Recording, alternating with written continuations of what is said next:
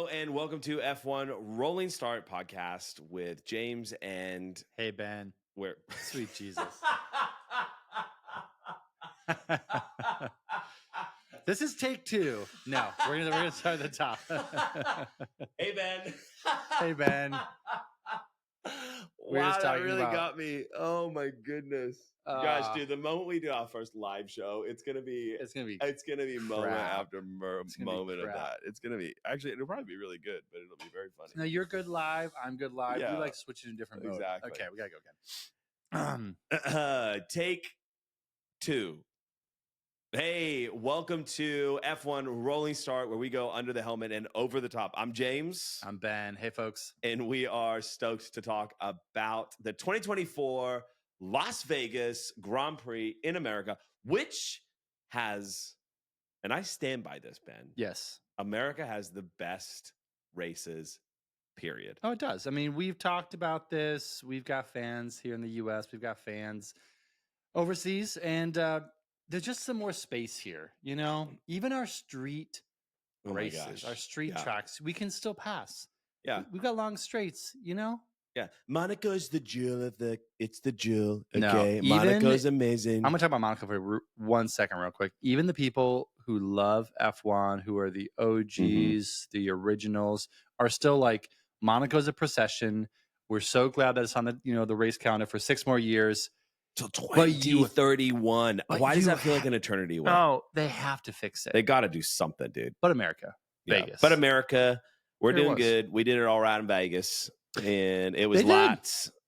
It was over great. 200,000 hotel rooms in the Las Vegas Strip.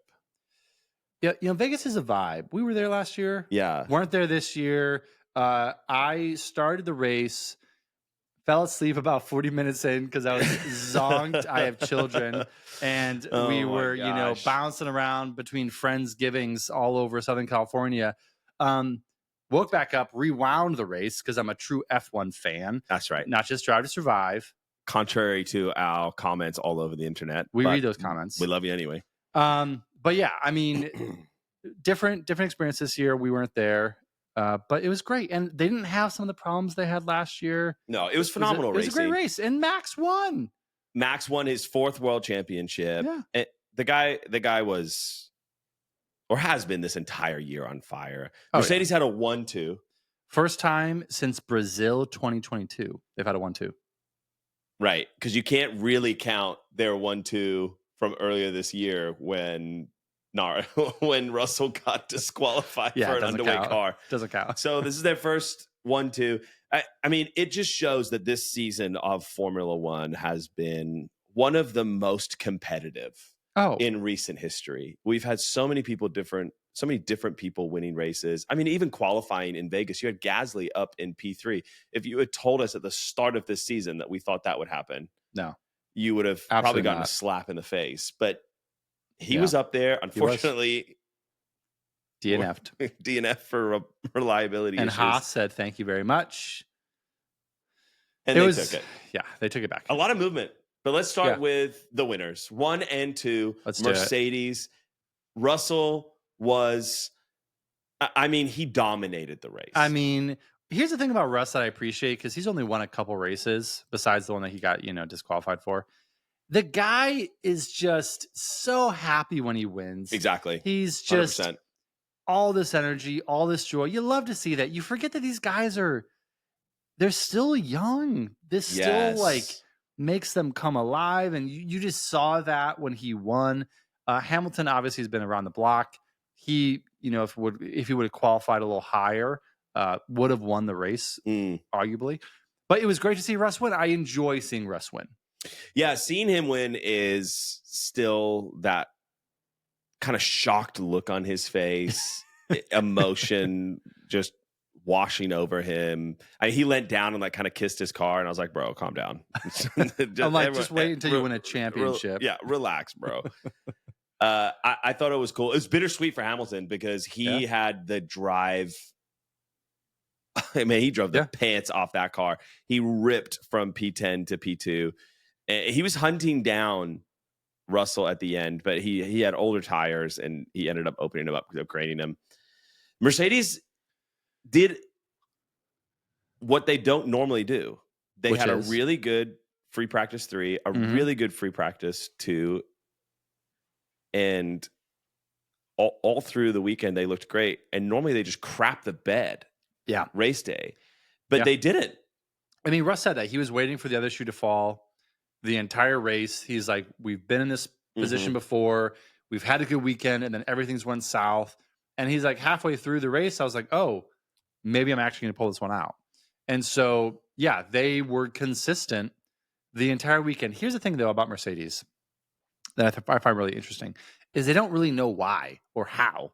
It's like they have this consistency, and they're like, I don't know. It's maybe the weather. Maybe it's cold. Maybe our car likes that. And, And it's one of those things where it's like, it's one thing to be good and call your shots first. Mercedes still isn't this year in a spot where they can actually call the shot and then make it. It's like, 100%. Oh, it went in from a half court. Okay. Wow. That was cool. Like, and so that's the one thing where I love that they had a 1-2. Obviously it's a fantastic finish. Yes. But when you finish that way and you don't know how you got there, that's a little like, okay, well, you still have some work to do. Yeah. It was interesting to see them dominate this weekend. And it was nothing short of domination. It was, absolutely. On the racetrack. I think it's a little bittersweet for Hamilton because had he not screwed up in Q3, he would have, if he had placed anywhere 5th and above, I think he would have won this race. Yeah, absolutely. I think they hit jackpot in Vegas. The question for me that looms is, can they carry this momentum into 2025?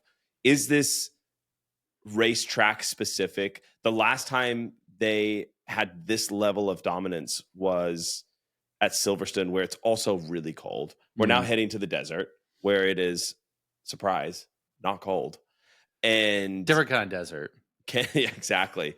Can they keep going? Is this an indication of what is to come in 2025, or is this just I don't know. Luck? I think at this point, Mercedes would love for there to be indications of what's to come. I don't know that there's confidence behind that at this point. I have no idea what 2025 holds for these guys. No, I'm with you. Hamilton's gone. Russ is going to be their number 1. They've got a new driver coming in. I mean, at this point, I think they're hoping for a competitive car, but I still think that Red Bull, McLaren, Ferrari is going to be in a better spot than Mercedes is come next year. So yeah, I have no idea what 2025 holds for them, and I can't confidently say they do either. Well, I can't say that they confidently know what 2025 has in store for them, but I can say that Toto Wolff feels like Hamilton has lived out his days and has a quote unquote shelf life. Talk to us about this. So earlier this weekend, Toto Wolff gets asked about questions that he's made, or questions rather, in regards to a statement he made, which indicates kind of underlying tones that Hamilton leaving was going to happen anyway, because he believes that every human has a shelf life. You can only be young for so long. Hamilton's obviously the second oldest person on the track next to Alonso. Yeah. And then Hamilton comes out and smacks everything about that statement to the ground, going from P10 to P2. And the reality is, in my opinion, Mercedes has not given, and in Toto's defense, the car to Lewis to prove what he can actually do. Well, they haven't. And that's the thing. And I think, here's the thing. I mean, do you think Toto's wrong about the shelf life thing? Man, it's I don't hard really to think say. He is, though. Well, let me ask you this. Yes. If you put Fernando Alonso in Checo's Red Bull, do you think that he would push Max? Remember when we thought this was going to happen? Yes. And there was all of this crazy rumors. I wanted it to happen so bad. It's probably the Spanish media being like, 100%. Alonso to Red Bull. Yes, I think Alonso would push Max in a Red Bull. Absolutely. So I think there are some demigods of nature, Alonso's, Hamilton's, who are different than the rest of 100%. us. So yeah, I think shelf life for those guys means something different than shelf life for the rest of us. Yeah. The reality is the statement is true. Yeah. You just can't make a blanket statement. in regards to shelf life. When you have a driver on your team that's leaving, that's a 7-time world champion, 8 arguably. No, not 8, he's 7. And he's leaving to another team, and now you're making it seem like you're getting ahead of the curve. And all of this is on the heels of the critique towards, I don't know, their rivals Red Bull, that they're resting on Max's laurels and not taking care of their next generation drivers. And here's Toto saying, look, Antonelli's coming up. No. My young little 17-year-old protege. Come under my wing, Padawan. I mean, Toto's a guy who is used to being in control. Yes. I mean, the guy freaking is like one of the, majority owners of the team, right? He's not just a team principal. He's like a billionaire who freaking is owning Mercedes. So the guy's used to being in control of everything, including the narrative. He has not had control of almost anything the last several years because Red Bull and Max and also Mercedes' pride and hubris 100% have pushed them in a position where they're out of control. So I think Hamilton's leaving. We're at the end here. We've got a couple races left. I think he's trying to kind of, reframe things a little bit, reset the table, trying to say, hey, yeah, Hamilton's leaving to Ferrari. Yeah, Ferrari's beating us in the constructors. Yep. Ferrari very well may be P1 in the constructors by the end of this. We'll get to that. 100%. And he's trying to, I think, frame things where, he can say, well, we're bringing up the next generation of drivers. There's always a shelf life, and he can frame it that way. But he hasn't had control over the team's performance. He's lost control of the confidence that Hamilton's placed in him and in the team. And he's in a rebuilding phase. Yeah. That's where they're at. It's not we're investing in the next generation. It's no, we're rebuilding after 4 years of losing to Red Bull. Yeah. Now we're rebuilding. 100%. 3 years. 3 years losing. It's 4, to Red Max. Bull. 4 world championships, but for Max, but only 3. I know. Yeah, but the reality is you're right. They've gone from number 1 in the championship to number 2 to number 4. Yeah. And that's it. They are number 4. They're not going to be 5th, and they won't. No one will catch them, but they're not. So it's impossible. Yeah. So Toto is somewhat out of control because he's not at the top. No, he's not. And every one of those team principals has to have a very strong streak of grit. Oh, absolutely. That says 1 is all I want to be. Yeah, I mean, it's a bunch of piranhas. F1 is just savagery to the utmost. You have to literally just I'm serious. Everyone's just sniping each other and fight. This is just the way the sport is. It's like no mercy. No bar holds. Yeah. I mean, someone like Danny Ricciardo, there's no send off for Danny Ricciardo. No. You're done. We're not even going to announce that you're not leaving. Performing. You're out. Unless you bring in sponsorships like Checo or your dad is a billionaire like Lance, we're kicking you out of the sport. 100%. We'll get to F1's favorite son later on. Yeah. Let's jump from the best team on the grid this weekend, Mercedes, down to, unfortunately, the worst. Yeah. After an incredible weekend in Brazil, Alpine cinched 2 and 3, a double podium for them this season. Yeah. They went from qualifying hearts to race day heartbreak in Vegas. It was reliability woes. It was comedic pit stops. Yeah. Ocon literally drove into the pits. They weren't ready and just went straight through to come back around and go into the pits. I think the real thing for me when it comes to Alpine was Gasly. It was just what a crap weekend. Ocon sucked the whole weekend. So it's like, whatever, dude. Like, and all those guys in the pit were like, wait, you're not going to be here next year. Keep driving. Exactly. Yeah. Keep going.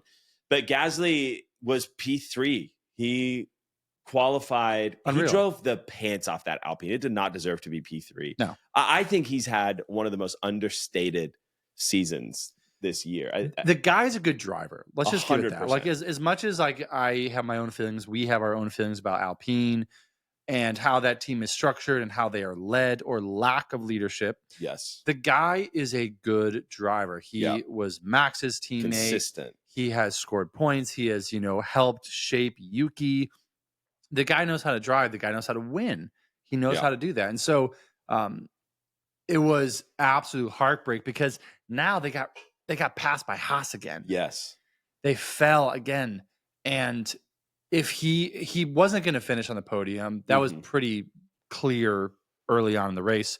But it's quite positive he would have got some points. Right. And at this point, points are so hard to come by. So, yeah, absolute heartbreak for Gasly. It was tough. I think Alpine is the definition of if only. Yeah. It's constant failure. And execution, they're always like 1 or 2 steps behind. Yeah. I will say I am hopeful for their future, as odd as that sounds. You got to explain that. Okay. Is Ryan Reynolds... No, it has nothing to do with... Bringing hope? Absolutely nothing to do with that. Yeah, stick with soccer or football, bro. Yeah, Wrexham and Deadpool is where we need you. Yes, we don't need you here. The thing that makes me hopeful about them is the fact that they were competitive in qualifying this week. They have really stepped it up since Austin.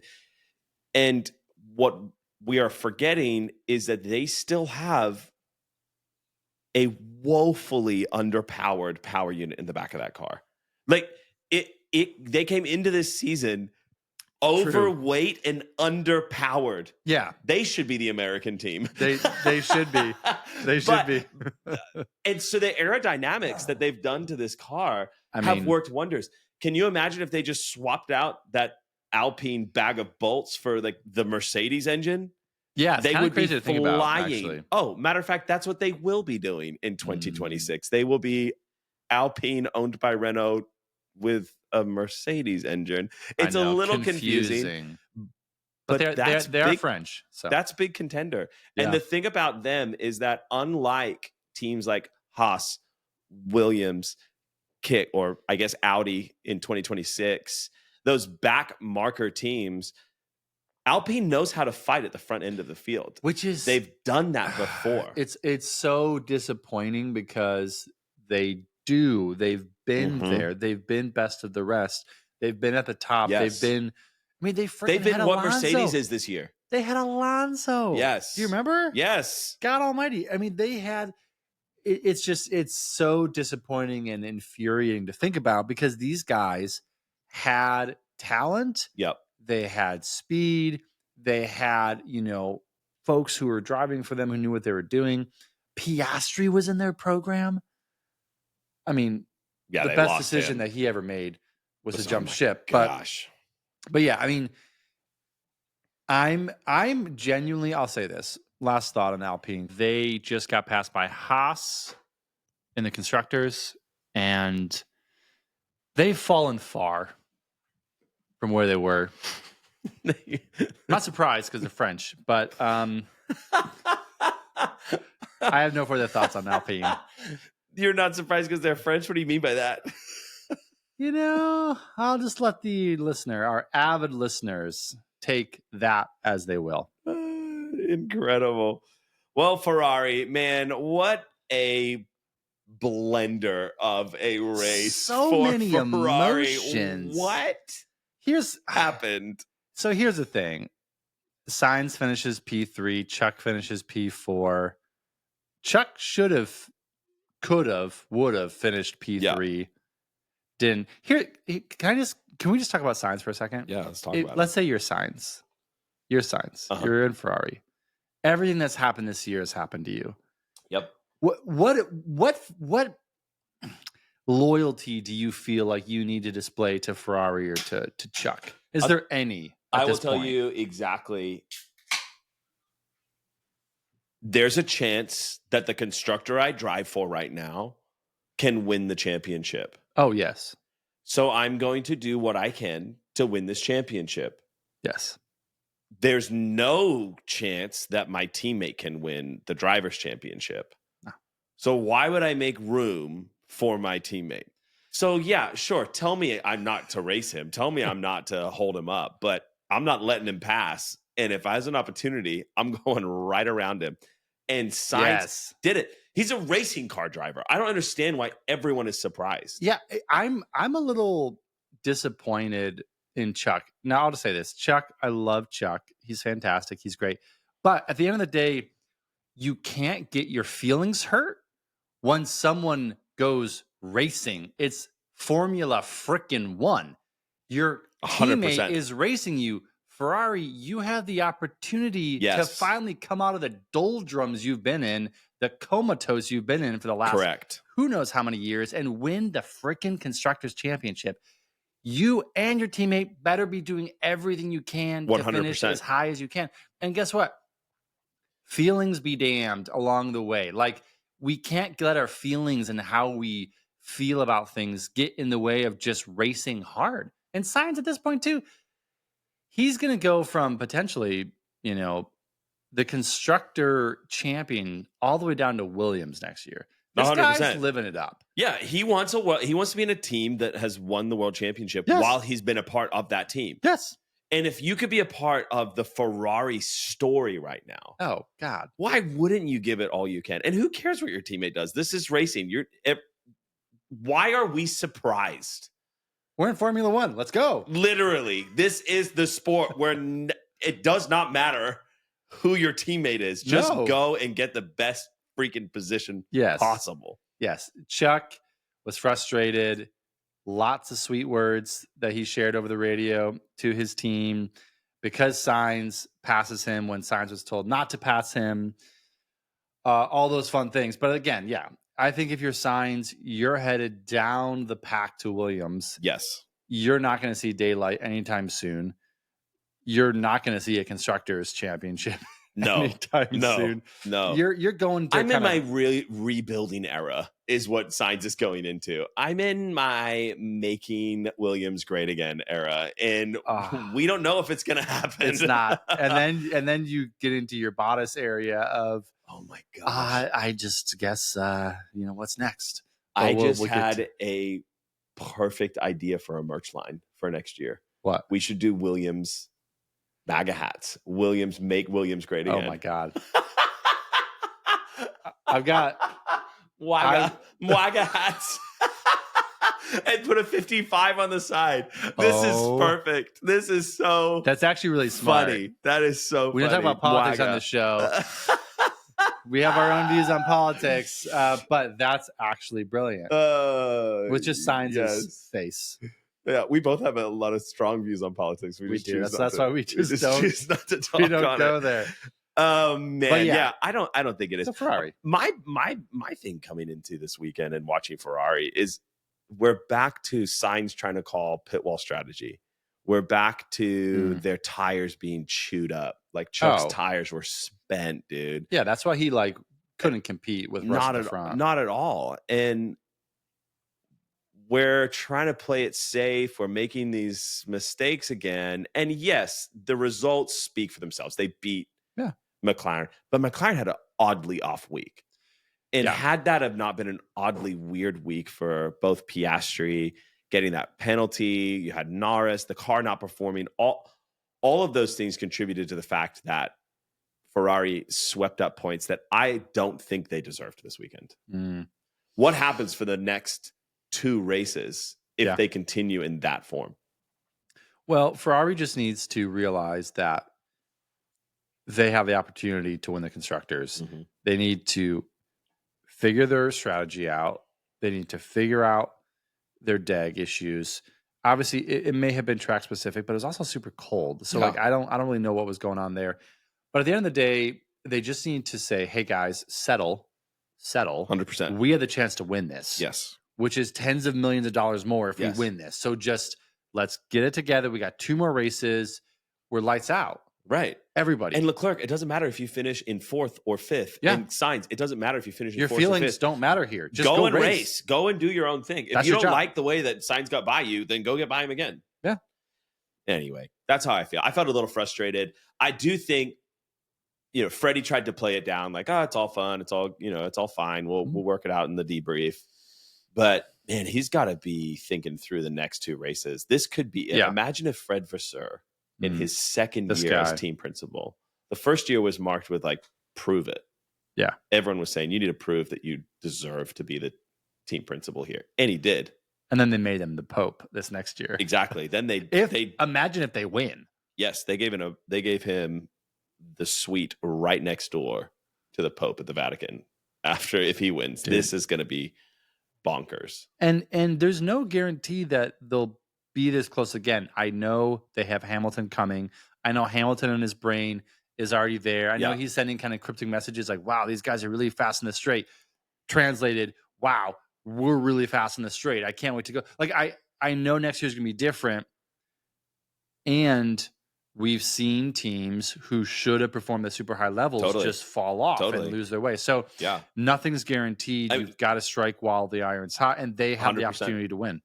100%. Yeah. The worst thing that could happen is that next year they go and they pull a Aston Martin and they go from competing at the top to floundering in the back of the field. And talking about the back of the field, let's go to the next team, which is our wonderful friends at Kick Sauber. What do you have to say about Kick Sauber? I thought I was going to get my money back this weekend. Well, yeah. So before I fell asleep, like I mentioned at the beginning of this, because I was tired and it was a long day and I'm a dad. We're dads. And I was watching and I was like, wait a second. Guan Yu Zhou, he's in P10 and it's like lap 26. Yeah. We're like halfway through this. And there was a moment where I was like, wait a second, is it actually going to be possible that Kick is going to get a point and I'm going to owe you money? And then I, fell asleep. I woke up at the end of the race and I had to rewind it. And I was like, well, no. Joe finished in P13. Yeah, that's not going to happen. But that P13 might as well be a high. P5 for Kick. Oh, for them, it's huge. I mean, that's the highest I think he's ever finished. I'm not sure about him, and to be honest, that's not that impressive. I don't know why I would have that weird statistic hanging out in the back of my head on how far up the field Guan Yu Zhou has finished. No, I mean, because it's just they've always been at the bottom. But like, obviously, they finished higher than they usually do, which for them, I think it's a one-off. It's nothing more than that. The only thing is, it's too little, too late. We have 2 races left, and you're only just getting to P13. There's no way that you're doing anything between now and the end of the year. Unless Williams keeps crapping the bed. Yeah. But both of these guys at this point, they're lame duck racers. 100%. Right? I mean, Bottas. Back to politics. I love it. Well, I mean, it's appropriate in this scenario. But yeah, I mean, next year there's 2 different drivers on the team. Both of these guys are out of a drive. Right. Both of them scored 0 points this year, and it wasn't entirely their fault. Bottas is a phenomenal driver. Got stuck with just a crap team. But yeah, I mean, at this point, like, what's next for these guys? Yeah. And that's what Bottas was asking. Bottas has this new sweater / shirt line. And it's a tattoo. And a tattoo. And a tattoo. What's next? And we need to fact check this, because when I first saw this, Ted Kravitz was talking to him in his notebook. Teddy. And he was like, Bottas, tell me about your sweatshirt. And he, of course, has his bike because he's biking in Vegas at 1 a.m. Why not? And Bottas is like, yeah, it's for my new nonprofit for people who are, have just lost their employment.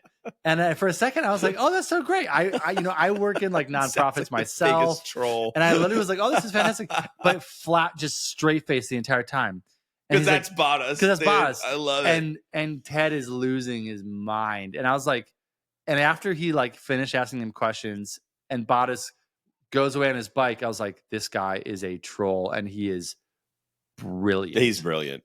Freaky. But this guy doesn't deserve to be out of a drive, but he's out of a drive. 100%. He's out of a drive next season. I think what we're seeing from Kick right now is that they're finally seeming to kind of get on top of their below average car. And below average is kind of it's very kind. They should drop it into the Atlantic. Yes. After the season's over. Well, we've got one more season with these regulations. I think they'll still be at the back of the field, but at least they'll have some clear direction on where to head next year. Hopefully. I mean, unless everyone else takes a jump forward, which none of the teams think that anyone's taking a massive leap forward. That's the same regs. They've completely taken advantage of these current regulations. So I think they'll inch their way towards the bottom. They'll be tighter, but they're not going to really perform.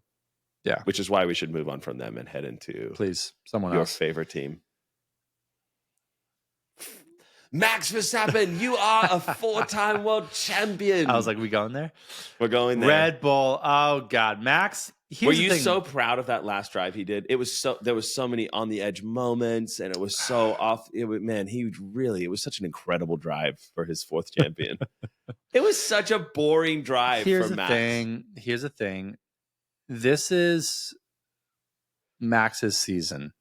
Mm-hmm. I was thinking about this as we were getting ready for this show. I was like, Max has had to be the adult this year. He's had to be the peacemaker this year. He's had to keep his dad and his boss somehow from, going off the rails.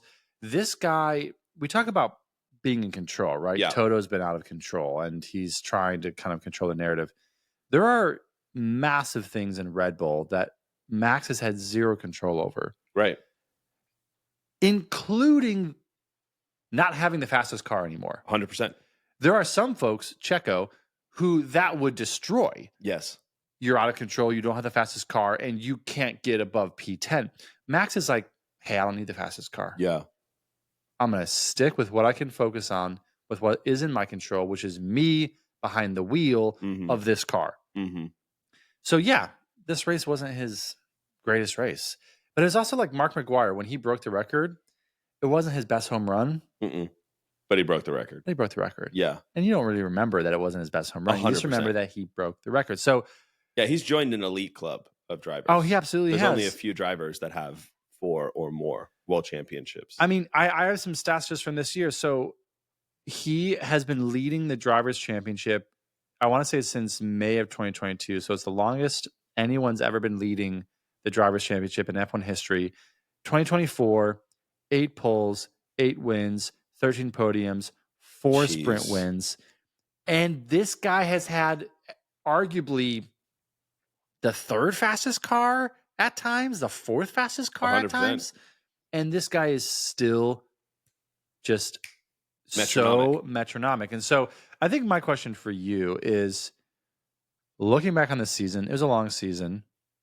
What is your biggest takeaway from seeing how Max has navigated 2024? Yeah, I think this could have been the end of his streak. And it very much looked like that for a moment. Yeah. The differentiator is he took lemons and made lemonade. Literally. When it was trash, when the circumstances, the qualifying position, the unreliability, whatever, fill in the blank, the car not being competitive, he made that car do things it did not want to do and performed in a way that got him the points that solidified his championship. Yeah. He was elbows out. He was aggressive. He was driving. He was fighting for every position. The guy is a machine. He just won the championship. And one of the first things he says is, we have 2 more races. I want to make sure that we do the best we can in the next 2 races. Why? What? You can't win anything else. I mean, they could potentially get up another position in the constructors. It's amazing. The argument could have been made in the halfway through the season. Oh, you had a really good start. Yeah. But that argument goes across the board to everybody who did not take advantage of every race weekend that they had. And that's the differentiator. I can't remember who it was, but the one thing that stands out to me is someone commented on the fact that it wasn't Max's wins that won him this championship. It was the fact that he took advantage of the terrible weekends and made the most of them. Yeah. It's the finest margins, and Max was pedal to the metal. Yes. Lights out every weekend. And it was just maximum effort. Yes. It was maximum performance. Maximum effort. I mean, I know that's Ryan Reynolds things, whatever. In this case, Max just never lets up. No. And we talked about how he hasn't changed, right? We talked about how when him and Lando were racing each other in Mexico, we're like, Max is the same. He hasn't changed. He still races really hard. Right. / dangerous, depending on who you're asking. But this is why he's 4-time world champion. Mm-hmm. And there's more coming. 100%. Well, that's my question. Do we think that there is more coming? Looking at Mercedes, looking at McLaren and Ferrari, if we take the first 6 race wins out of this season, would that have leveled the playing field for Max? Well, absolutely. I mean, this was one of the most competitive, if not the most competitive F1 seasons with how many teams and drivers were winning. So if you take those ones out, then yeah, obviously Max isn't the same Max. But isn't that going to be 2025? Well, here's the thing, though. Nothing's guaranteed. What is guaranteed, though, is how Max shows up in the car. Sure. And so we've seen him take a 4th fastest or a 3rd fastest car, maximum points, and we've seen him win with that. Yeah. We've seen him go from 17th to 1st. We've seen him drive in every type of condition. And when everyone's spinning out and DNF, and then we got 6 cars who are in the walls. Totally. So it's like this guy has proven to be so consistent and with so many variables. Mm-hmm. And all that being said, while his team is literally ripping themselves apart at the seams, 100%, he is. It's impressive. I mean, talk about stress. I've worked in stressful work environments before. That impacts how you perform at the job. 100%. And I've left those stressful work environments because of their toxicity and whatnot. And talk about a toxic work environment at the highest level with so much, so I think this guy, we're at the same regs next year. Every team has squeezed everything they can out of these regs, and they're going to try to even do more next year. Mm-hmm. I think Max is at the front 100% next year, and it's still his to lose. I think he's at the front. I just think so will Chuck. So will possibly maybe Hamilton. Hang a second, though. Chuck's not as mean as Max is. Yeah, but Lando's learned a lot. He's learned a lot. We're going to get to him, and I've got thoughts. Piastri is going to come into the mix next year. They are. Piastri doesn't give a flying Leviticus about Piastri what is stone cold. Guys. But here's the thing, though. None of these guys have yet shifted into Max gear of just like, you want to come for me? Okay, I'm freaking driving you off. Yeah. Like, no one has done that yet. We got Chuck. But we got Chuck still over here. That's not true because Norris didn't start that way, but he ended the season that way. I wouldn't put him in the Max category. I would say that he's going elbows out. That's why Max got that 10-second penalty combined the last time, is because Lando was not budging. He was not moving. He was going, okay, if you want to go around me, then I'm going to force you to do what I know you can't, which is illegal, which Max then does. Lando has learned. I think we're in a Michael Jordan, him having won 5 championships going into his 6th. It's his to lose. Yeah. Everyone's got to come take it from him. Oh, 100%. And I think Max is going to be in a position because Max has learned this year too. Oh, I'm with you. Last year, he didn't have to race anybody. He was drinking I'm just saying, as much as Max has learned, if you were to I'll give you an example. Him, Leclerc, Norris, the last 4 races, each scored 90 points. I mean, it's tight. You equalize that across you take the first 6 races of 2024 season out. It's going to be nuts next year. It's going to be crazy. No matter how good he is. I mean, Max DNF'd once this year for reliability issues. Australia, yeah. He was out. It happened. If those kind of things happen without a streak of Red Bull dominance, we're in for a tough place. It's possible. I mean, where's Newey again? He's not there. He's not there. He's at Aston. Who's the heck is designing their car next year? It's sick. And then they're going to Ford. Yeah. I mean, not to get too far ahead of ourselves. Next year, I'm not so concerned about because, again, it's copy paste. Yes, but no one else is copy and pasting. I know, but 2026 is where that's just Hail Mary. Yeah, who knows? Could be anyone. That's all. Next year, I'm a little more confident. because Max has just shown how freaking consistent he is in the hurricane of insanity that was Red Bull this year. Yes. I think we obviously have to talk about Perez because we do. He had a recovery drive, to be honest, a few flashes of brilliance, did a great double overtake. The problem is he's in the wrong part of the field. Yes. Can I read a couple quick stats to you real quick? Yeah, you for sure can. This flashed on the screen as I was watching the recap from Sky Sports. And Sky Sports, you're fantastic. Don't let anyone tell you otherwise. I appreciated this though, and this was a sobering statistic, and it just showed me so much about Max and Checo. So it was head-to-head numbers this year between Max and Checo. Qualifying 21-1 Max.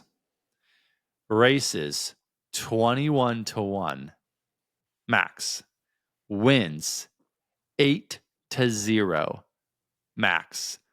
Points 403-152 Max. Drivers' Championship, first and then 8th Max. We've talked so much about it, but seeing it in black and white next to next, I literally was just like, why is this guy it doesn't make any Max's teammate? And it's now to the point of embarrassment. It's just these guys are on a different level. So my question to you, why is Checo Max's teammate? And when did the canyon turn into this ocean between these two drivers? Right. When did it happen? Yeah. If you're asking why Sergio Perez is Max Verstappen's teammate, I think that's a really good question. And we should come back after this sponsor, Kit Kat and Disney Plus. This week, Sergio Perez brings you the newest flavor of Kit Kat on the Disney Plus channel. The answer is money. Sergio Perez is the money. I have not as many statistics, but I have one that really stood out to me. I follow this one account called Paddock Passion. You guys are awesome. And they put up this stat, which is Q1 exits for Max Verstappen from 2016 till 2024. He has not made it into Q2 5 times. That's it, 5 times. Sergio Perez, Q1 exits, 6. One more than Max this year. This year. It's not the car. We know it's that. Not the car. It wasn't the car last year. Even as I say that, the car, obviously we've talked about it not being the fastest car. Yeah, but that's at the front of the field. We're not talking about, you can't possibly say that the Red Bull doesn't deserve to get out of Q1. Oh, of course it does. You could argue maybe on its worst weekend, you would struggle to get out of Q2. And there were some weekends where Max really struggled. Yeah. But the reality is for the most part, even a crappy Red Bull is better than P10. Oh, absolutely. I mean,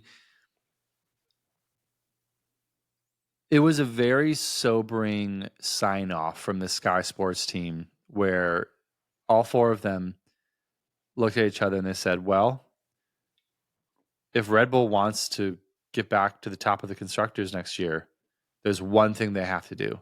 One thing. They need a better second driver. Yeah. It's to the point now where, like, you watch Sky, I watch Formula One, and Will Buxton's like, unfortunately, we have to talk about Sergio Perez now. Like, it's just awkward for everybody. Everyone's like, how are we supposed to objectively? It's not awkward for you and I because we're not real reporters. No. It's like, how are we supposed to objectively talk about these drivers when it's so clear? It's objective that he should go. Yes. He should be gone. Yes. He should not be on this team. There's 2 drivers that should not be in Formula One. Even our friend group, we have a couple friends who are diehard Checo friends. Yeah. And they're now kind of like, dude, he's got to move over for Colapinto. He's got to move over for all these guys that are coming up that are just deserving a seat. And we've got seat warmers. Yeah. Yeah. And it's sad to say that is the gear Checo has shifted into, but it is. Mm-hmm. And, at this point, like he's not worthy of the seat. No. And he hasn't been for a while. No. And he's not worthy of a Red Bull seat. No, not a Red Bull seat. A different team, absolutely. And I think he may have missed the boat at this point because these other seats are already filled. And he tried to hold on to the Red Bull seat, saying, I've got a contract for next year. That doesn't matter. It's not Red Bull, chews those up and spits those out as quick as they can. And he's now at risk of just, not being in F1 anymore. 100%. As opposed to saying, hey, I'm going to go and try to find a different team, try to see what options are available to me if the goal is to stay in F1. Because at this point, it is just, it's too stark. It's too in your face. It's too embarrassing. And Checo's a good driver. He can't hang in the way that Red Bull demands their drivers to. So 100%. He's got to go. I'm with you.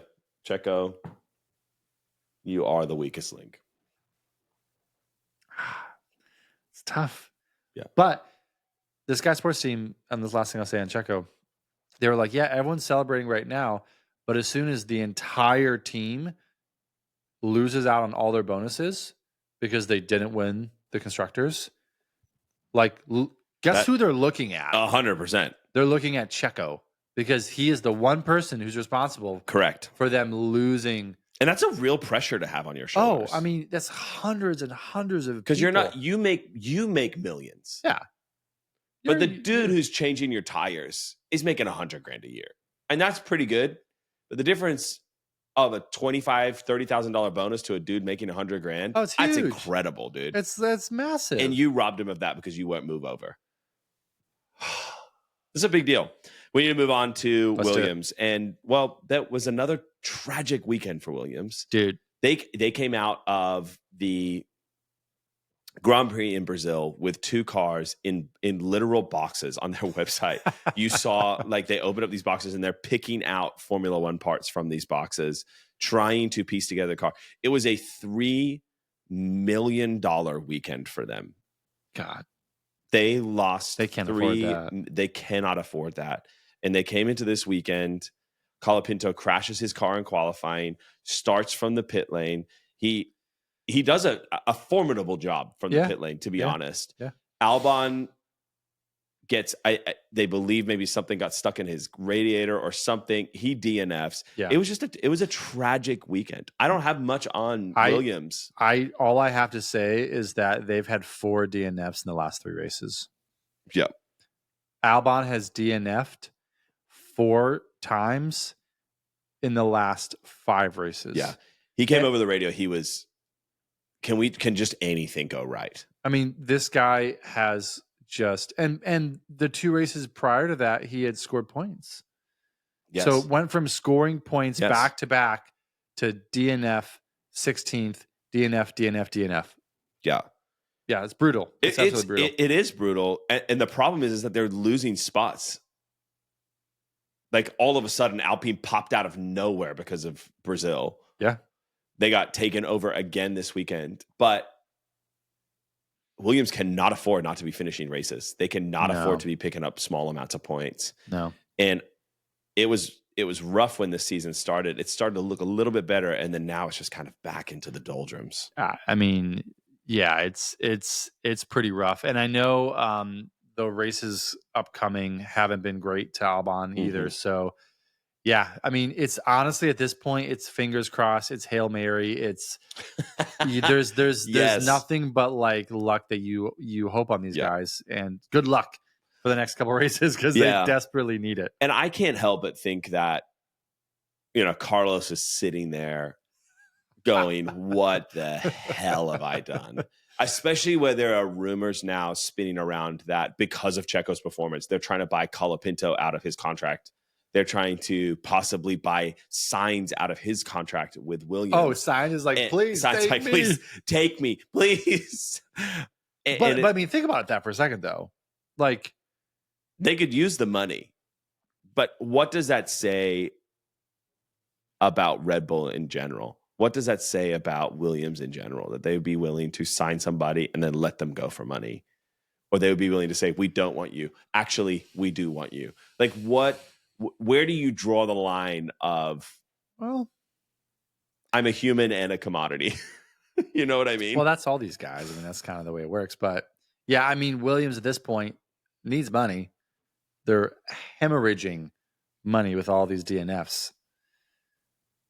Yeah. Interesting to see what happens there. It'll be very interesting to see. And then we move on to, McLaren. It was a sobering weekend in Sin City for McLaren. They're not the only ones who have had a sobering weekend in Sin City, I'm sure. They're not the only ones. And I think for them, what was interesting was just realizing that they still don't have the race pace every single weekend. No. They still don't have the consistency every single weekend. It was even Norris bagging the fastest lap on the final hurrah was damage control. There was no glory in that. No, I mean, depending on how tight it gets with Ferrari, that may damage be control consequential. Yes, 100%. I mean, Lando talked about how they weren't ready to fight for the drivers' championship. I have feelings about this because right now they're leading in the constructors. So, what do you think about his statement that they weren't ready to fight for the drivers' championship? Do you buy that, or do you think that's a cop-out? Who made that statement? Lando. No, I think evidence would suggest that his statement is correct. They weren't ready. They were not ready. You and I talked about that in the beginning of this season, where they kind of found themselves after the first stretch of Max's dominance going, wait, we have a car that works. Yep. It took them by surprise. And then they were making these mistakes at the top of the field that when you're a scrappy team trying to take advantage of every opportunity you have, they're not mistakes, they're calculated risks. But when you're at the top and you are the fastest, they're 100% mistakes because you don't need to take those risks. But they might not have been ready. They found themselves leading the championship by quite a chunk. They did. And everybody else looking like they were not going to be able to catch up. Mm-hmm. And all of a sudden, now they have Ferrari nipping at their heels. Absolutely. And I guess my question is do we feel like McLaren is looking at the championship slip through their hands like sand? I mean, the last 4 races, Ferrari has scored more points than them, more podiums, and they've taken a turn of form. Yeah. To where they're now 24 points behind with two races left. And so McLaren, here's my dishonest take on it. I think there's this this kind of defeatism or nihilism in a way. Ooh, where great word. Yeah, thank you. You know, McLaren is saying, yeah, we weren't ready, and Max is too perfect, and we had to be perfect, and it wasn't going to happen. And I don't know if I necessarily buy that, because you've got Piastri, you have Lando, both are winning, both are taking it to Max. Here's where I think McLaren, should be doing some soul searching. They didn't throw their weight behind Lando early on enough. They let Lando and Piastri race and say, no, we're one team, but we put all of our weight behind both of our drivers. If they would have actually said, hang on a second, Lando has a chance. Exactly. Everything goes behind Lando. Exactly. It's team orders. Piastri, we love you. Next year is yours. But they didn't do that. They waited too long. And by the time they finally came to their senses, freaking Lando, he in Hungary is like stopping on the straight so that Piastri can catch him. Ridiculous. So that Piastri can win. These are the things where McLaren made mistakes. And I wouldn't sign off and say, oh, yeah, you weren't ready. I would say, yeah, you just decided to have 2 drivers that you gave all of your support to, as opposed to saying, we're going to fully support Lando, you weren't ready to have a one driver lead the way.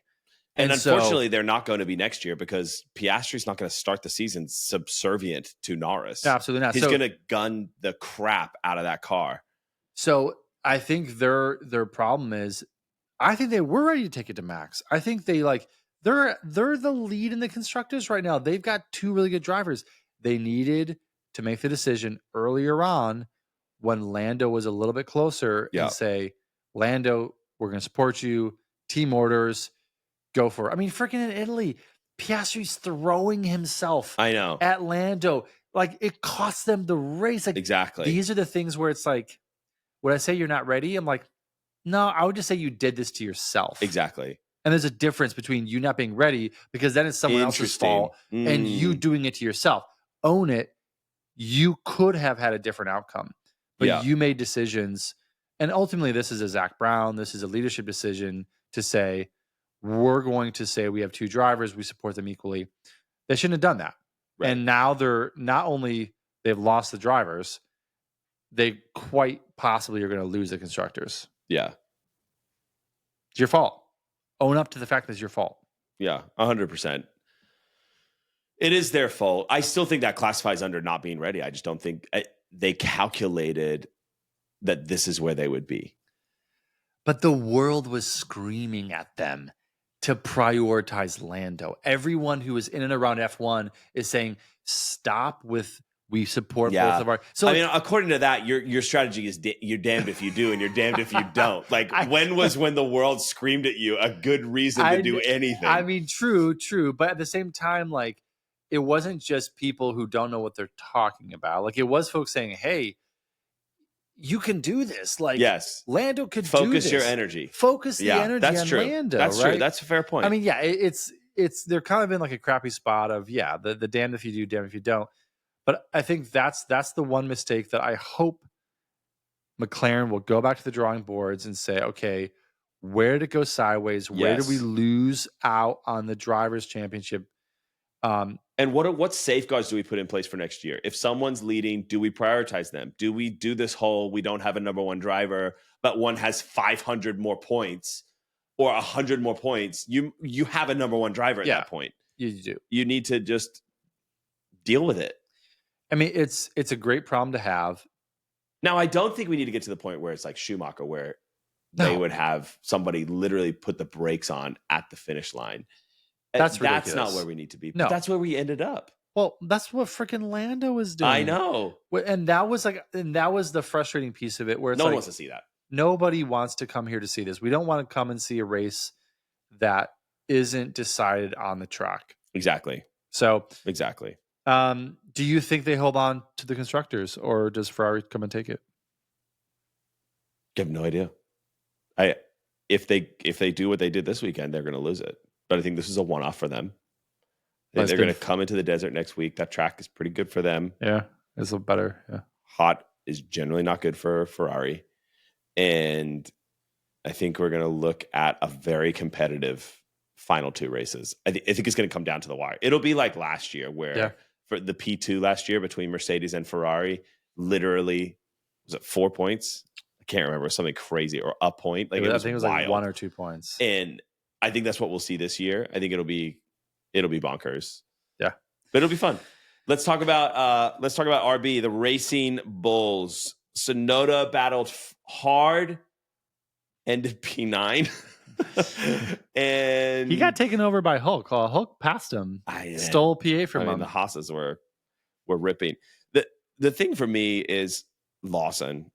Yeah, lively but directionless is what I felt from him. He had some. Explain that.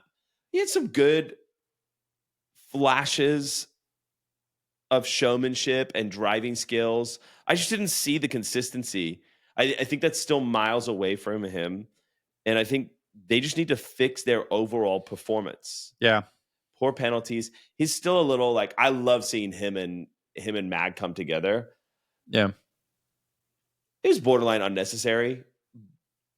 I like to see it. I just don't know if the team wants to see that when they're trying the team wants to see that. Fight for points. No. They got some points this weekend, which is great. We love that. Yeah, it's always good. Do you think Liam the guy? It's hard to tell, but Red Bull seems to make these decisions pretty quick, and we've got 2 more races. He's scored twice since he's been back. USA he scored, Brazil he scored.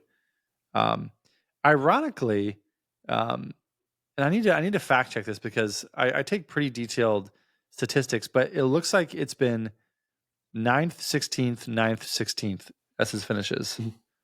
that just feels like too coincidental. I take back my consistency comment. Take it back. So all money's on him finishing 9th in Qatar. And then 16th in Abu Dhabi. Is he giving Red Bull enough? No. He's not giving Red Bull anything. He's barely giving RB anything. True. I don't think it's fair. He's barely been in the car. Yeah. He had a flash in the pan. To me, he's still a rookie. I think next year he's going to hit the ground, preseason testing with the team, right next to Tsunoda, and I think we're going to see what it looks like. Now, I don't think Sergio is going to be in that seat next year. I just don't know if I'm sold on anyone that's currently in the limelight of Red Bull. No. Being in that seat next to Max. No. I mean, Max is, I'm just going to say this, and I mean all due respect to the Red Bull stable of drivers. Yeah. Max is the men among boys on that team, on both those teams. Yeah, but I think that's the problem. Yes. Because Max was once a boy, and they took a massive risk on him. And now we have Max, and we have a middle-aged man who gets really good sponsorships. It's a little dramatic. He's the same age as me. You know what I mean? That risk, that jeopardy, that edge that Red Bull used to have has somewhat slipped away from them, even in their sister team. Oh, yeah. Absolutely. Yeah, I really have no notes. Yeah. RB needs to fix something. I feel harsh because they jumped up a place. I believe they jumped up a place this weekend. I think. RB. Yeah, they're at. They overtook Alpine, and so no, they're behind Alpine still. They've got 3 points behind Alpine. So I mean, that's embarrassing. Yeah, but we all know the Alpine story. Let's jump down to Haas because I think Nico Hülkenberg's P8 was a tactical masterclass, dude. Haas's team effort this weekend. Haas just this year has just been incredible. Phenomenal. I mean, these guys they're just the Davids among the Goliaths. They do not deserve to be getting the results they're getting this year because of how small a team they are, but everything they've done has just kind of worked. And they are really getting incredible results. They hopped Alpine again this weekend. It looks like they may be in a place to hold on to, I want to say it's 6th place. That's incredible. Went from 10th to 6th. Yeah. I mean, and they had a rough weekend in Brazil. Yeah, absolutely. But these guys have just, I mean, they had a DNF and they were disqualified in Brazil. Literally no points. And to come back, to bounce back, to get points in Vegas, huge. Yeah. Absolutely huge. After Alpine had this wonder stroke in Brazil where they got 2 podiums. Yes. These guys have fight. 100%. They don't give up. When they get knocked down, they're right back. They're fighting for points. Yes. I mean, it's they're the American team. It's what you want to see. 100%. You want to see these guys. They're scrappy. They've got a small unit, but they're out there and they're getting points. And they have just performed so incredibly well this year. Yeah, 100%. They went from a Brazil disaster to a Vegas revival. Yeah, it was incredible. It was phenomenal. They are making the midfield battle so incredibly entertaining this year. Well, it's Haas, Alpine, and RB. You've got 50 points, 49 points, and 46 points. I mean, this is as intense as the battle at the top of the pack. They're living up to being an American. You are the Yes. underdog. They are. You are the underdog. And you're eating other teams. You're literally devouring. You're not an underdog. You're a coyote. They should Haas coyote. Yes. Oh my goodness. Question for you. Do you think their success, and it is true success this year, 100%. Do you think their success elevates them to the point where they're able to actually attract decent sponsorship next year? They're actually able to attract more finances and step into a bigger role in the sport. Obviously, if they finish 6th, they're going to get a lot more money than finishing 10th. Yes. But they deserve to have better sponsors. Yes, they do. I agree. They really do. If you listen to our podcast, you know how we feel about their sponsors. But True. the reality is that data doesn't lie, my friend. It doesn't. No. And when Williams had their wonderful season, their sponsorships increased significantly. Haas has now had a wonderful season. They have. And the reality is sponsorship comes with airtime. So even when you think about Mercedes, like their sponsors aren't that pumped that Russell had that much of a lead, because how many times did you see Russell during the race? Barely at all. Exactly. Yeah. But right now that midfield pack is where it's at. Yeah. And so, if Haas continues to pull this kind of and it's not a one-off performance. They're consistently there. No. And even when Ollie hopped in their car, he pretty much was matching the 2 experienced drivers. Yeah. Which is something to say about their car, not so much their drivers, in the sense of like, this is just a good car. Like we just have a good platform and we're just going to keep building upon it. Yeah. We flicked the whole, like, let me bring 1 or 2 upgrades a year and cross my fingers and hope that Gunther's picks works it all out. But they're now just like, no, we're going to put this on. We're going to make sure it works. And then we're going to put this on and we're going to make sure it works. And they just build. Yep. And I think if they continue that, they're going to do great. Oh, I agree. I mean, these guys, it's been a wonder of a season for them. They've brought the fight in a way that was almost unimaginable because of how bad their previous seasons have been. Yes. And so I hope that they can continue to build off of this.